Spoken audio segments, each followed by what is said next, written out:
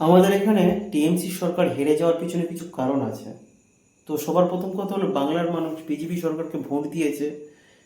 তো বিজেপি সরকার জেতারও একটা কারণ আছে।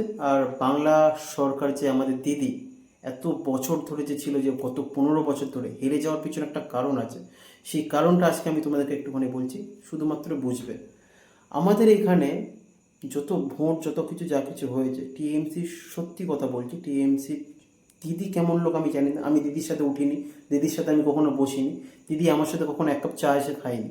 তো আমি দিদি সম্পর্কে কিছু বলতে পারবো না। আমি কারণ তার সম্পর্কে যা কিছু শুনেছি নিউজে শুনেছি, যা কিছু শুনেছি নিউজে দেখেছি। আমি তাকে পার্সোনালি তো আমি তাকে চিনি না, না। তো দিদি কি করেছে, ভুলটা কি আছে, আমি দিদির জানি না।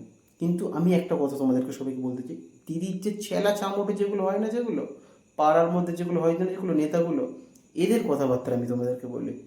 এরা এতটা পরিমাণে গুন্ডামি মুস্তানি, এতটা পরিমাণে টাকা লুটপাট, এরা যে এতটা পরিমাণে যে লুটেছে। এদের এক একজনের কাছে স্করপিও গাড়ি, ঘরে সোনার মানে গলার মধ্যে সোনার চেন, হাতে 5টা আঙুলে 5টা সোনার আংটি, এই যে জিনিসগুলো যে পড়েছে, সামান্য একটা ছোটোখাটো একটা নেতা, এদের কাছে এত টাকা আসলো কোথা থেকে? একটা জিনিস শুধুমাত্র বোঝার চেষ্টা করো, আমার আমার কাছে সাইকেল, আর এদের কাছে স্করপিও গাড়ি। মানে ব্যাপারটা বুঝতে পারছো তোমরা তাহলে? এই জিনিসগুলো মানুষ যখন দেখবে, যখন তখন কি হবে? আর সব থেকে বড় কথা, আমার বাড়ি হলো ওয়েস্ট বেঙ্গলে, কলকাতায় পানিহাটিতে। আরজি করের কেসটা যেখানে হয়েছে, তার থেকে 10 মিনিটের দূরে আমার বাড়ি। আমি প্রায় 1-2 দিন পর পর যখনই যাই, ওই বাড়ির সামনে দিয়ে যাই। আর একবার হলো ওই বাড়িটা থেকে ঘুরে ঘুরে আমি দেখি।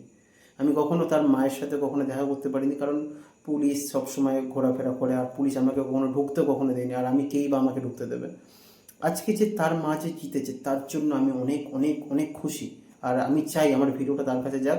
আর আমি তাকে অনেক শুভেচ্ছা জানাই যে তুমি মা, মা, তুমি জিতেছো। তুমি তোমার মেয়ের বিচার আজকে তুমি নিজের হাতে করবে। আর আমি চাই যে যে কজন ছিল ওই কেসের মধ্যে, ওই কেসটাকে আবার খোলা হোক, খুলে আবার ভালোভাবে দেখা হোক। এই ভিডিওটাকে এতটাই পরিমাণে শেয়ার করে দাও তাদের কাছে, যারা যারা ওই মহিলার কাছে যেন পৌঁছে যেন যায়।